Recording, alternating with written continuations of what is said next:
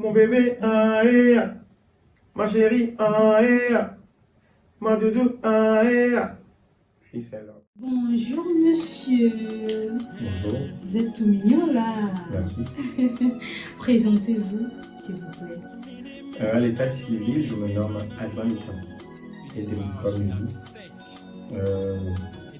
Moi-même m'a donné ce nom parce que ma naissance était vraiment une turbulence. Et voilà, cela m'a donné le nom Edemi. Et qui est Sec? Sec, c'est mes noms composés. D'accord. Donc, si je vais maintenant demander d'où vient le nom Sec, c'est que le nom Sec vient de la composition de votre nom de famille et de votre prénom. Oui, la composition vient de tous les noms de mon prénom que ma mère m'a donné. Il y a certains que je n'ai pas mis sur la naissance. Voilà. Alors, le Sec, c'est beaucoup de... Comment le dire? D'alphabet ou de syllabes? Voilà, de syllabes de mes noms qu'on m'a donné en état civil. D'accord, super. Comment êtes-vous arrivé dans le monde de la musique? Ça, c'est une question qui me revient toujours.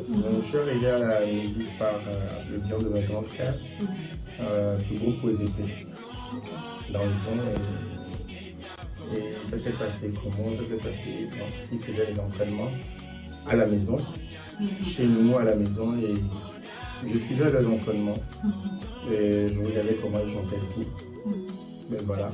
Un jour, comme ça, je chantais une chanson de l'église et mon grand frère a écouté mes vibes. C'est de là il m'a dit, ben non, tu as quelque chose, hein. Tu peux faire de la musique. Mais toi, tu peux faire de la musique puisque certaines personnes qui sont dans mon groupe même. Et c'est de là où ça a commencé. Mais ça n'a pas commencé en même temps. C'est pas une déception que la musique a commencé. Déception? Oui. Dites-moi plus. Bon, pour dire ma première chanson qui s'appelle Sans partage, ça vient d'une déception parce que bon, en étant jeune, j'étais tombée amoureuse d'une fille qui n'était pas à ma classe. Je n'étais pas à sa classe. Je ne l'ai pas dit parce que ils sont bien et voilà. Et vous étiez Kanamito Baby, Voilà, j'étais mais aujourd'hui, Kanamito Baby est devenu autre chose. Il est devenu une légende, une icône de la musique togolaise. Tout ça là, ça contribue. Je peux dire que tout ça là, elle aussi elle a contribué. Si ça n'aurait pas blessé le cœur, peut-être que je n'avais pas écrit la chanson Je veux que tu sois ma femme. C'est ça. Du coup, moi je dis toujours. Je veux que tu sois ma femme. Voilà. Ah, j'adore cette chanson. Baby girl. Alors, quelle est votre cible? Parlons de chansons, quand vous chantez, déjà vous faites quel genre, quel style musical? Et quelle est votre cible? À qui s'adresse votre chanson, vos chansons? À la base, en fait, je faisais un peu salsa, parce que à la base, ma mère aime danser de salsa et moi je me suis imprégné dans la musique de salsa zouk parce que j'aime bien. À la base, c'était ça. C'est ça qui m'a révélé même au public.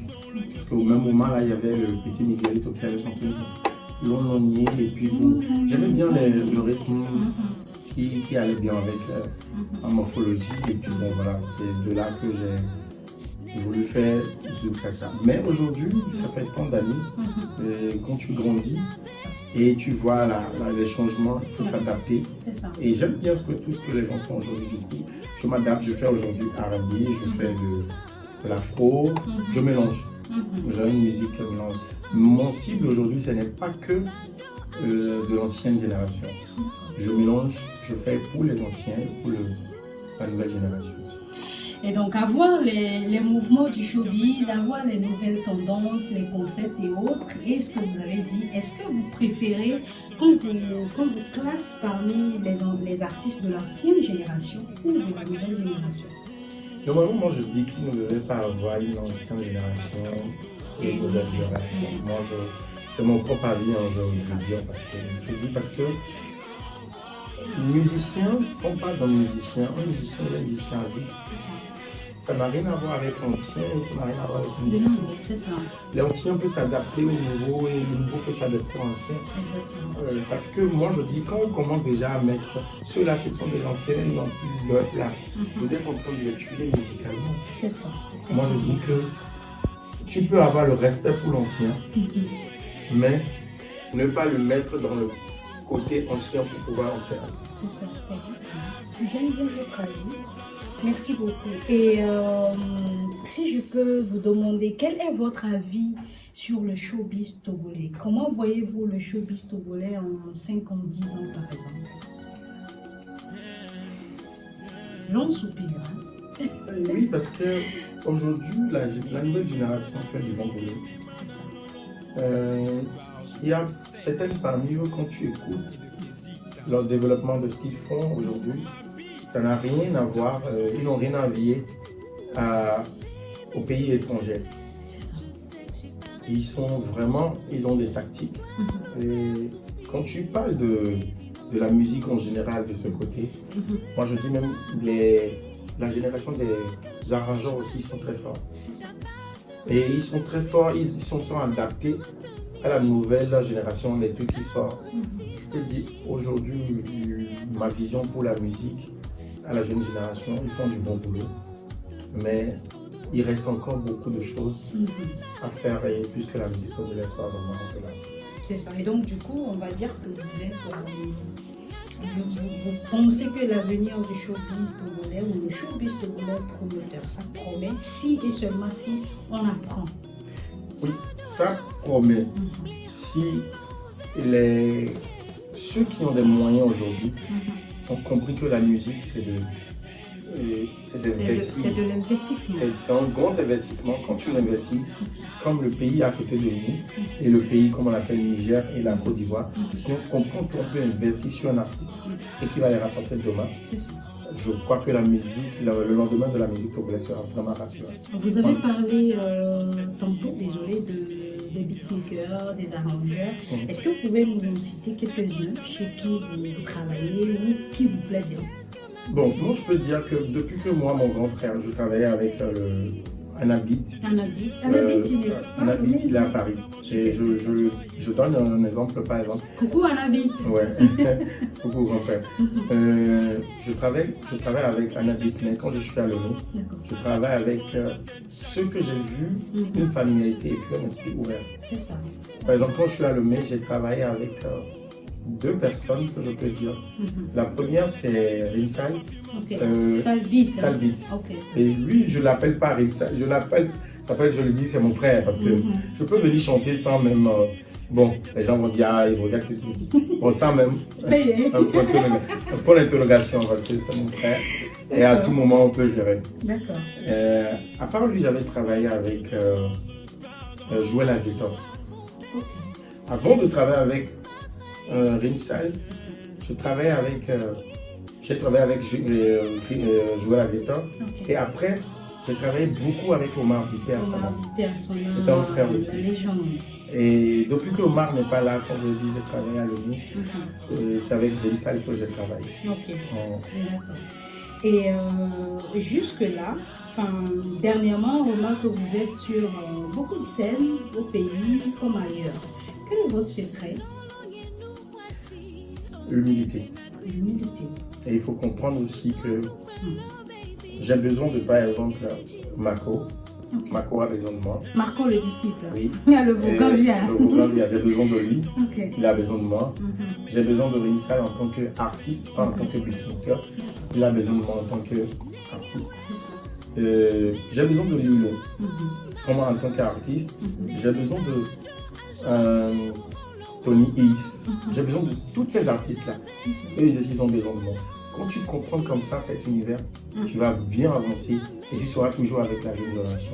Tu vas faire ta musique comme il faut. Exactement.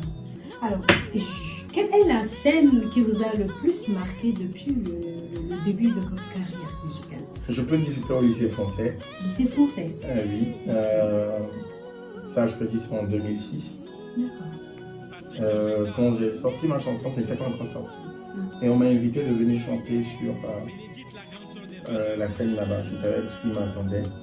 Et quand je suis venu, la même chanson qu'on m'avait jeté les piouatas, les canettes de l'eau de piouata, les enfants m'avaient jeté au visage parce que les gens écoutaient, c'était pas ça. Sur cette même scène, un an après, ma chanson Je retrouve que sur ma famille est devenue il. Et ça fait que on m'a réinvité là-bas. Et c'était franchement un peu drôle. En fait, ce que j'ai vécu. Et un truc positif, enfin négatif d'abord et puis positif. Positif sur la même scène. C'est bien ça, super. Alors, aujourd'hui, on remarque que vous êtes un peu plus ici et là, pas forcément à Lyon. Est-ce qu'on peut, ou est-ce que vous vous considérez comme un artiste de la diaspora? Cette question, quelqu'un me l'a posée un jour et je lui ai dit, non, moi je ne vois pas la différence entre... Je ne vois pas comment mettre un artiste entre un artiste de la diaspora parce que un artiste, quand on l'appelle déjà, on a dit artiste togolais. Tu es à la diaspora ou bien tu es ici. Quand on veut t'appeler, on ne t'appellera pas. On t'appelle artiste. Et quand on veut t'appeler artiste, si on veut mettre un nom dessus, on met le Togo. Alors pourquoi on met artiste de la diaspora? Ok. Moi, j'aime bien votre avis parce qu'on préfère que ce soit artiste togolais qu'artiste de la diaspora ou artiste de Lomé. Parce que de toute façon, on ne dit jamais artiste de Lomé. D'accord, merci beaucoup, monsieur Seck. Je vous en prie, ça va être un grand plaisir. D'où est-ce que vous tirez vos inspirations? Quelle est votre source d'inspiration? Ma vie de tous les jours, puisqu'il se passe, ce qui peut arriver à mon voisin, mon cousin, mon ami, je peux en tirer un profit dedans pour pouvoir composer une chose. Super. Et dites-nous, quels sont vos featuring de rêve ou votre featuring de rêve, le featuring que vous rêvez faire? Featuring que j'aurais faire, est-ce que moi j'aurais fait un featuring, je me dis, peu importe l'artiste qui sera devant moi. Chaque artiste a quelque chose de spécial. Exactement. Du coup, quand je suis avec l'artiste, et le type quel l'artiste fait me plaît, je peux dire que c'est le futur mémorable. C'est ça, super. Et donc, est-ce que vous avez un artiste, préféré, un idole, quelqu'un qui vous inspire? Les gens vont le trouver bizarre, mon idole c'est mon grand frère Anabit. Anabit! Encore une fois, coucou à toi, grand frère Anabit, et merci pour tout ce que tu fais pour notre artiste. Monsieur Seck, parlez-nous de vos projets futurs. Mon projet futur, j'ai un album que je suis en train de préparer qui est presque prêt. Il y a plein de featuring dessus. Là, je repars bientôt parce que j'ai fait certaines tournages de clips à Lomé. Je repars bientôt pour pouvoir commencer par les lancer peu à peu. Je n'ai pas la date fixe pour le lancement de l'album, ni le nom de l'album, mais ça viendra bientôt. D'accord, super. Alors, vous avez parlé tantôt de vous repartez bientôt. Ça veut dire que vous voyagez un peu partout dans le monde. Qu'est-ce que vous pensez du showbiz des pays dans lesquels vous allez ou des pays que vous fréquentez par rapport au showbiz togolais? Est-ce que vous pensez qu'on est au niveau égal? Est-ce que vous pensez qu'il le dépasse, qu'on le dépasse On peut jamais dire aujourd'hui, on ne peut pas arriver à l'heure égale parce que déjà, il faut que dans notre showbiz togolais, il faut que les gens nous oublient l'hypocrisie. Nos différents. Parce qu'on a tellement de différents dans la musique togolaise que je ne sais pas quand est-ce que ça va s'arrêter. Mais j'ai trouvé que sur la jeune génération qu'il y a plus que ça. L'ancienne génération a compris certaines choses, mais ça allait un peu. Mais la nouvelle génération, il y a beaucoup d'ego et beaucoup de choses qui fait que moi je me dis, est-ce que ça peut aller avec ça? Les autres pays ont compris. Le Niger qui est à côté, il a compris qu'il peut prendre la chanson de son frère pour amener sur une grande chaîne. Un peu comme le Nigeria aussi. Oui, comme le Nigeria, comme la Côte d'Ivoire. Mais quel artiste, moi-même je suis ici, ils ne sont pas hypocrites. C'est que quand tu as une infinité avec quelqu'un que tu peux, mais le reste, franchement, c'est de l'hypocrisie. Mais si on arrive à dépasser cette étape, on va beaucoup évoluer. En gros, il faut qu'on change de mentalité. Il faut qu'on change de mentalité. D'accord. Et dites-nous votre secret. Comment êtes-vous arrivé de Kamamouito Baby à monsieur qui voyage un peu partout dans le monde? Et dernièrement, vous avez fait un show, si je peux le dire, un concert au Gabon. Comment est-ce que vous avez... comment est-ce que déjà vous êtes arrivé à faire ce concert et comment vous avez trouvé le public? Ben, vous voyez, nous en 2006, en 2007, c'est un moment un peu fort de la musique togolaise. Et nous, on était arrivés en ce moment-là, il n'y avait pas TikTok, il n'y avait pas... C'est ça, exactement. Ouais. Il n'y avait pas le réseau. Avant d'arriver sur la TVT ou bien la RTBS dans le temps TV7, c'est que quand ta musique n'est pas vraiment, franchement, tu ne viens pas. Ce n'est pas aujourd'hui que tu as la facilité de pouvoir faire la promo sur TikTok et tout. Ça nous a mûri en ce moment-là, nous donnait beaucoup de travail à travailler. Et le travail qu'on avait fait en ce moment-là a été resté. Jusqu'à la jeune génération aujourd'hui, certaines, quand ils écoutent, quand j'étais petit, j'écoutais cette chanson. Tu vois, ça fait que le boulot a été resté.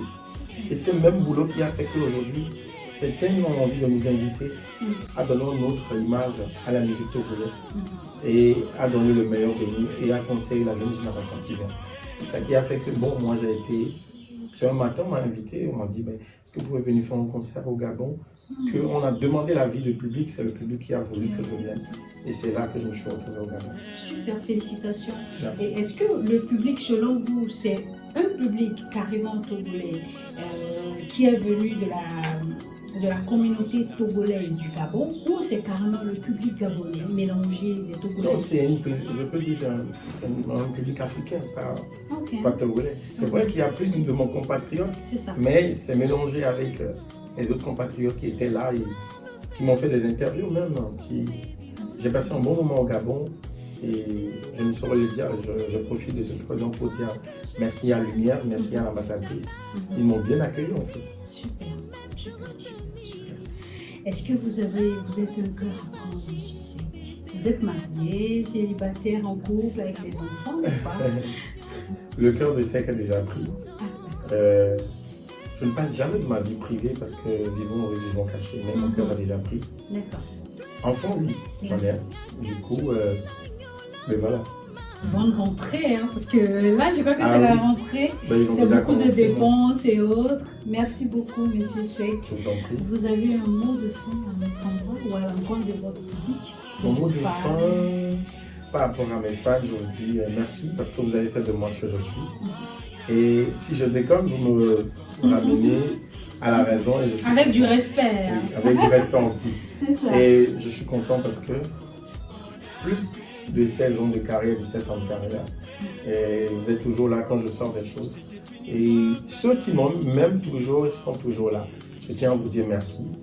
Et mon mot de fin, c'est de dire merci à toute la jeune génération qui font beaucoup d'efforts parce que la musique, la mentalité change. Merci à vous. Et merci aux big makers qui font beaucoup d'efforts des recherches. Merci à eux. Merci à vous, et vous qui ont l'idée de créer des concepts comme ça pour pouvoir encourager la musique togolaise. Je tiens à dire merci à mon grand frère, mon ami, mon papa, mon boss, Patrick Kamenda. Et merci de tout au fond de mon cœur parce que tu sais, on vient de loin. C'est ça. Vous venez de loin et j'espère que tonton Patrick Kamenda il va nous accorder une interview. Avec tout le respect, tonton, coucou à toi. Merci beaucoup pour tout ce que tu fais à l'artiste.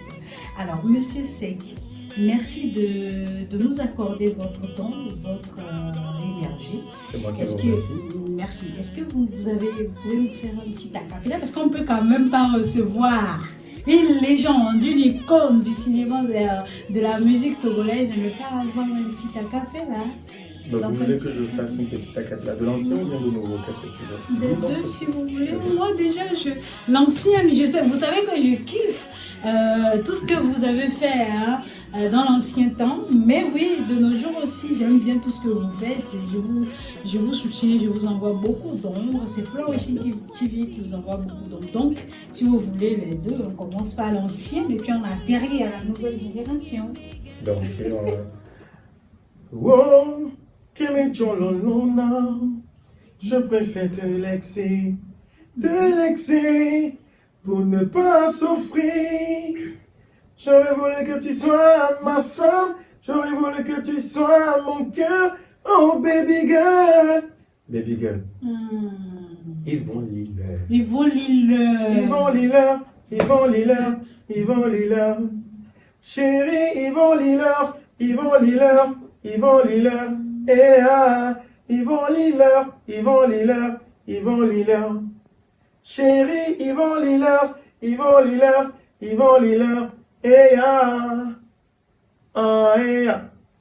Mon bébé, ah eh ah. Ma chérie, ah eh ah. Ma doudou, ah eh ah. Peace and love. Allez, rendez-vous sur toutes les plateformes de notre artiste Seck. Et rendez-vous sur votre page Flourish TV, Facebook comme YouTube. Prenez soin de vous et à bientôt. Surtout à la prochaine avec Queen Kata.